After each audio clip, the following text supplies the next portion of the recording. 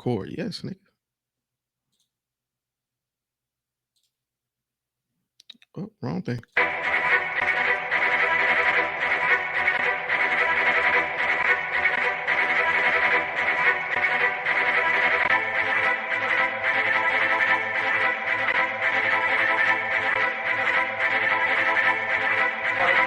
Okay, we lit it just like a fuse, so no need to pick and choose. Welcome to 2020, where we do more than interviews. The hottest beat coming through, jumping knowledge on all of you. Get a bigger the front of you with the truth that they offer you. Yeah, hands up, we doing it for the culture. To give artists and businesses more exposure. Keeping it real and stay silent just like a boulder. It's about to go all the way down, can't get no lower. Chasing my dreams, know that they get no slower. But if I stay running, I promise they getting closer. Moreover, success my older. And if you're sleeping on me, I'm waking them up like Folgers. I told you, coming from the land with the tide roll. Well, we'll be on a whole different vibe though. We like to ride slow and keep our windows tinted so you really can see us. Like Stevie Wonder waking up with his eyes closed. Yeah, got the kind of flow that rock the boat. On my 16s of pounds of dope. And if you figure you can hang with me on the mic, then grab some rope. Matter of fact, better grab some hope. While you at it, we keep it live. It's time to tune in. Turn up the sound on what you're using. It goes so hard, I think it's bruising. The show is 2020, no need to zoom in. Yeah.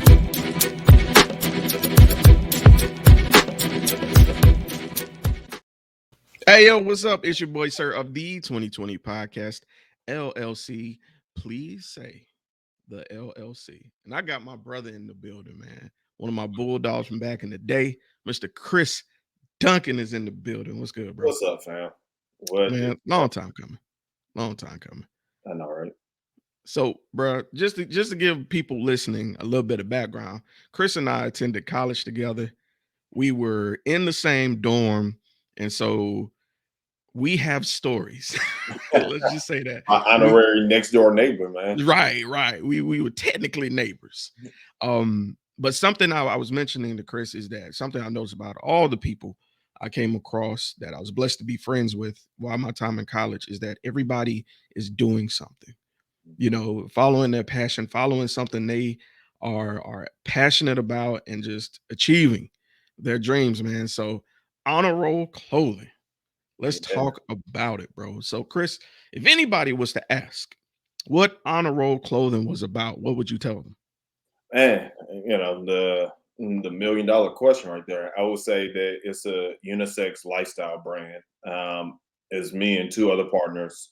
They actually started the brand back in 2010. And the heart behind the founder, Blair, his heart was he was never on the honor roll. And that was always the good kids were the ones on honor roll.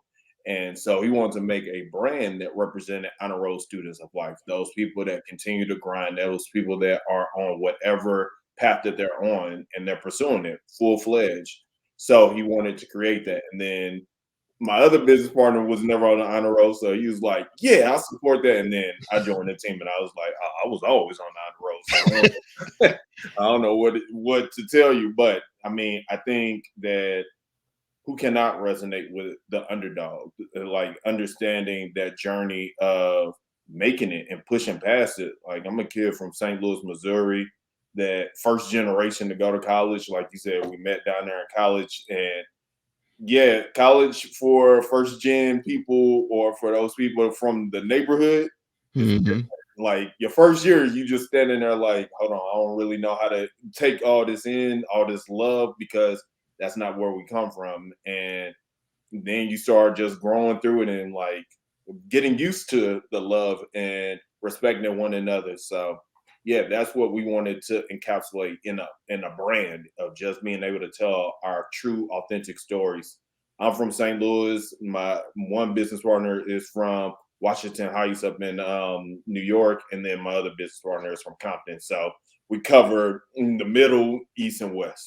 That's dope. That's dope.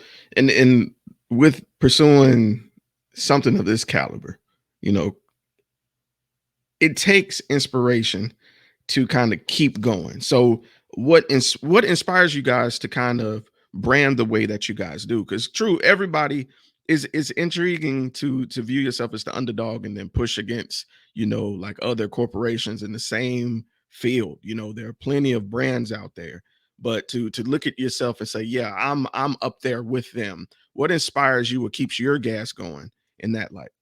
Yeah, man. I mean, I have found out I am a little different in the sense of I don't typically look left or right. It's just a goal, and that unfortunately sometimes can even rob me of enjoying the process and enjoying the Mm, journey because I'm so goal focused that I'll reach that goal and then I'll just go straight to another goal and not actually turn around and look at where I came from and the journey to actually get there. And literally, it's so funny that you asked about the branding. That's why our tagline is excellence is a process. And so mm, excellence is not the goal. Excellence is the process. Every day that you get up, regardless if you feel like getting up or not, going after whatever you love, like regardless if you feel like it, that's part of your excellence journey. Is literally just trying, giving it some effort. And so that's what motivates me is that every single day, it may not be a home run, and I may strike out at the plate, but I'll have another at bat every single time I come up. I'm gonna do my best. mm. That's what I like to hear. That perseverance does show its fruit, later on. So shout out to y'all for keeping it together, man. Yeah, So, man, but 11 years is crazy, bro. and I'm glad you brought up the time frame because that was part of my next question with how long you guys had been, keeping the gas in the tank, per se. So let me ask you this because this is one of the questions I don't really hear from entrepreneurs very often. How do you manage to balance, being a family man, being an entrepreneur, and then finding that space for yourself, because it's important to have that balance. So how do you guys find it? You in particular? Some piece, to be honest, is horribly is the answer. Like, I mean, we've been 11 years, and I know you said 11 years of keeping the gas in the tank. It ran dry a couple times, bro. Like, it is technically 11 years, but we have 2 years that we have literally taken off. I have quit honor roll so many times, bruh. Like it was a little stretch over like 2 to 3 years to where like I'll start turning up and they'll be like, "Oh yeah, Chris gonna quit tomorrow," because that was just like the I ain't gotta take this, that whole thing. To where now, man, we just in a groove. We click with each other and like it's almost like that second nature when you are vibing with people and you've been in the trenches so long with each other. You got one person that's a shooter that Mm, you can post up. You got another person that is literally gonna be on the ground, being able to put the pieces of the puzzle together on the spot. You got mm. another person that may not be, particularly skilled in that, but he can do strategy really well. So that's how we just kind of, Voltron that thing. Like apart, Mm. we only can do so much apart, but together we make something way greater. You know, I like to hear the team strategy and capitalizing on your strengths. So let's talk about weakness for a little bit because I think that's only fair. It's only fair. Oh, for sure. So at any point in time, did you feel, with you saying you quit, a few times over the 2-year period? At any point in time, did you feel that you guys wouldn't be successful? And if so, who or what changed your mind to come back? Yeah, it definitely felt like we wouldn't be successful more than a few times. Um, I would say what changed my mind is one, the story that needs to be told. So I would look at other brands, other clothing lines, one that would tell the narrative of black youth or black people, and they not black.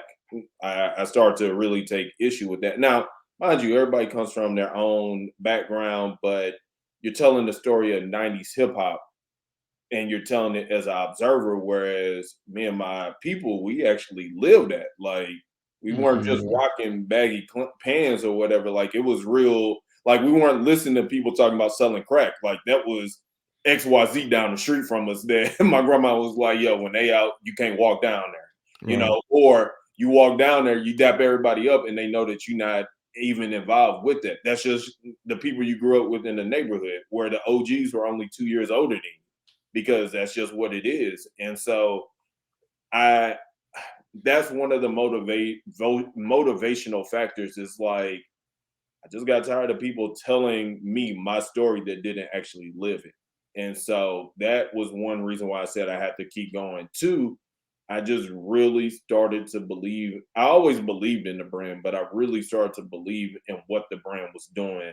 That like we'll figure this out. Like this is a jigsaw puzzle, and you get frustrated, you get annoyed, but you're gonna figure it out. And even if you don't figure it all the way out completely at one point in time, like still just put the pieces of the puzzle together. Fact. I love it, man. Don't give up. All right. So let's talk about one of your favorite memories. Like 11 years is a long time. So was there any one moment that occurred that was like, you know what? This was that validation. I hit Man, that milestone. it's crazy, bro. It happened with the high and low on the same night. We got a loan.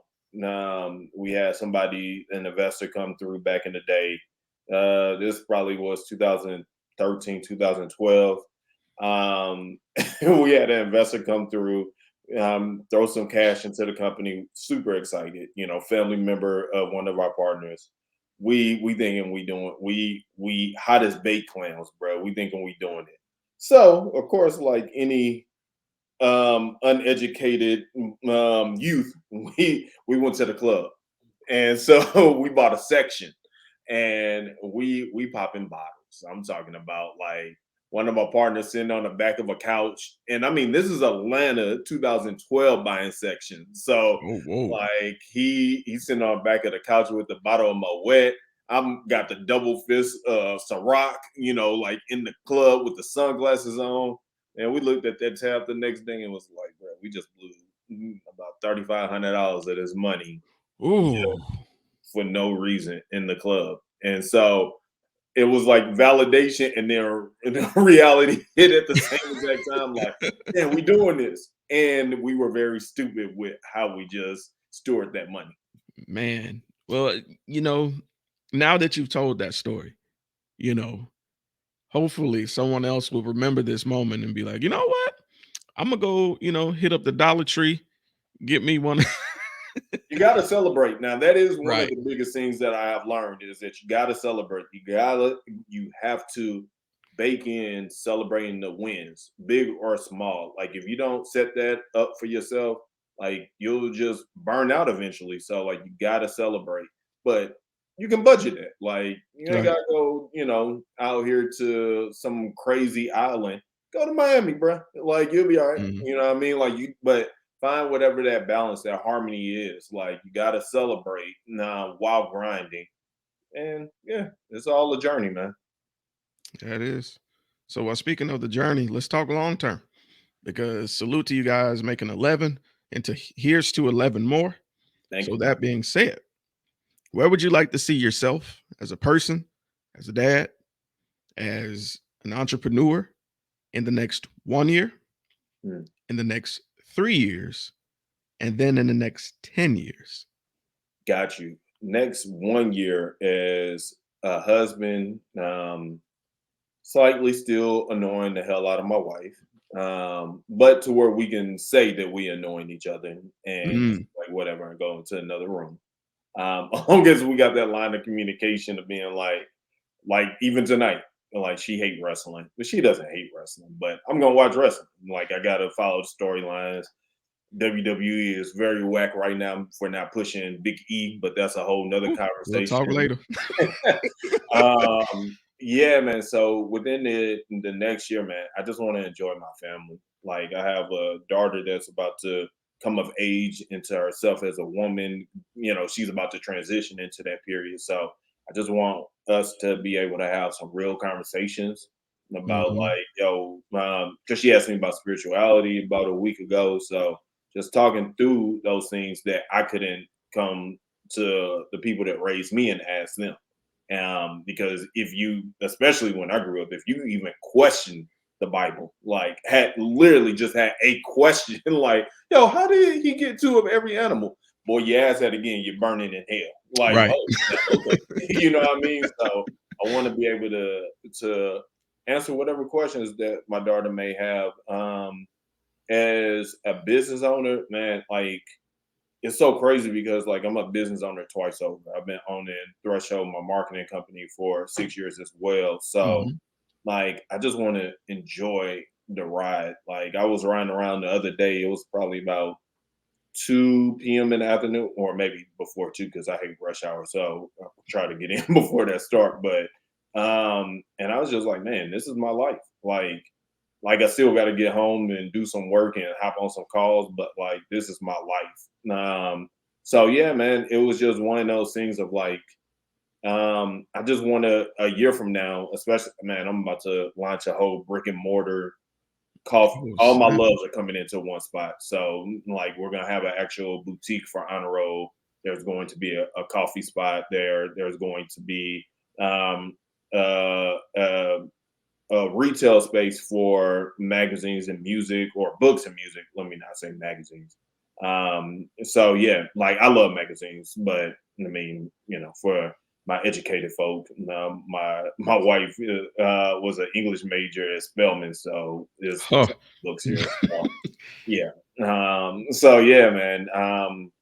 I would say within a year to 5 years for that, of just being able to say like, man, I launched this and this is something that I love. Honor Roll can have its own space. Like we still are in that space to where we have to, like literally today, I just confirmed that we're doing the pop-up shop at this spot down here in Atlanta. So like we still have to hustle for that now to Right. find these spaces. So to have our own space, it's going to feel good, to where we know at least like, yo, like no matter what, we got somewhere to always be. So that would be within 5 years. My daughter would be 15 at that time. So I don't know, man. Hopefully, buying her a whip and not worrying about the stuff that I have to worry about at her age, that she can still be a kid. Yeah, man. In 10 years, I'll be in 10 years 45. Hmm. So, and hopefully looking at only doing things that make me happy, having enough cash on reserve, money in the bank. We're good as a family. My daughter would be she 10, so 20, so in college, if she wants to pursue college. So I hope that she just has a solid foundation and feels like she could talk to me about anything. And I just play the role of a counselor. I don't tell her what to do. I just be like, hey, have you thought about this or that? And just step back and let her live her life. Um, yeah, like I said, with me and my wife, just chilling, man. Like with no drama in our lives. And with the business, I don't know, man, if I'm gonna be looking at retirement in 10 years, like thinking through like what I don't know if I want to retire by the time I'm 45, but like thinking through like, all right, what would retirement actually look like? Like, do I Hmm. only do what I want to do? Do I have to still stack for another 10 years to be good for the rest of my life?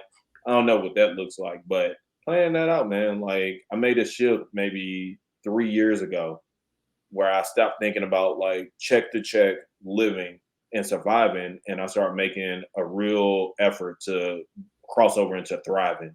Like I spent, Yes. yeah, man, I spent the majority of my life worrying about surviving. I don't come from, I mean, like I don't come from like a silver spoon background. Like we scratched and clawed for everything, and so to be in this space of like, man, like I feel like I need to throw on like a button-up shirt and only button up one button up out here. You know what I mean? I'm on some linen shorts. Like this just feels like extra innings, man. Like this Right. is I want to enjoy this. So I want to thrive for the rest of my life is the goal. I love that, brother. And I also speak that into existence for you, my brother. Thank you, man. Good talk. All right. Well, Chris, if anybody wanted to contact you guys regarding the brand, or they just maybe want to pick your brain, or just maybe just get some words of inspiration from you, what's the best way to get in contact with you guys? Yeah, so the website, if you want to check out the brand, is Honor Roll Clothing. So Honor Roll, like in school, HONORROLL, and then clothing, because most people only put one R. So honorrollclothing.com.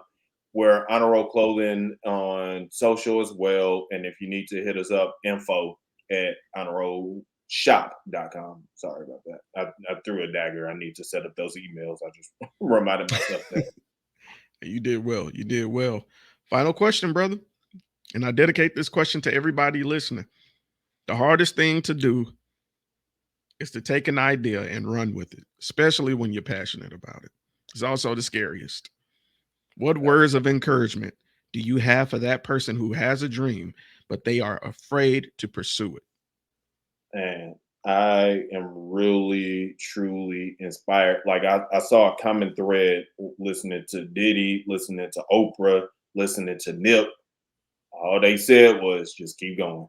Like if it's an inch one day, if it's a mile the next day, like stop worrying about the mile and just put one foot in front of the other. So you scared? We all scared. Mm. It's a line from Black Hawk Down where the commanding officer tells a dude like, "Yo," like they get ambushed, and he tells a dude like, "Yo, you need to drive. Get in the driver's seat. You need to drive." And the guy responds back to him, "I'm shot." And the commanding officer says, "We all shot. Drive." And Mm. that's how I try to pursue life. It's like, bruh, we all out here. We all scared. Like I don't care what nobody says. Like the rich person that you may know or think, like they still have a fear of something, a failure. That's what drives them. So use that fear and literally let it be your motivation instead of being the reason why you don't pursue. Like my mom Mm. told me something a long time ago because I was like, "But what if it doesn't happen?" And she said, "What if it does happen? Mm. Like you're gonna cry. You're gonna be." I remember when I made the decision to go full time with my business. My mom literally, I was talking to her and she was like, "Yo, you gonna be broke. You broke when you go to work every day. So you might as well be broke doing what you love, you know." And now I'm not saying that's for everybody. Be wise. Yeah, but be wise in it, but also like, yo, that fear is something else, and I promise you, I know it well. But you just gotta keep going. You gotta tell. I would also just in practical wisdom, I would say tell people that you trust your dream so they can hold you accountable to it. Because I promise you, Mm. people literally will bring up something I didn't even know I told them and would be like, "Yo, like, are you still doing such and such?" And I'm like, "Oh, nah, I ain't." Like, didn't you say that that's what you want to do? Like, oh snap, yeah, yeah. You know what I'm saying? So tell people that you know and you love and you trust. Tell them the vision. Tell them the dream. Like, even if they don't get it, like that's when you need to make sure that you keep people around you that can be like, "I don't really get all that, bruh, but I support you and I mess with you the long way. So I got you." There it is. There it is, man. Brother, I appreciate you taking time out your day to do this with me. Oh It's man, always oh, good to reconnect, man. for sure, man. Appreciate you for having me, man. For sure. For sure. And with that being said, it's been your boy, sir, Chris Duncan, Honor Roll Clothing, Hopkins Hall, Alabama A&M University. If you don't know what the hop is, yeah, ain't nothing to talk about. But with that being said, we are out. Blessings.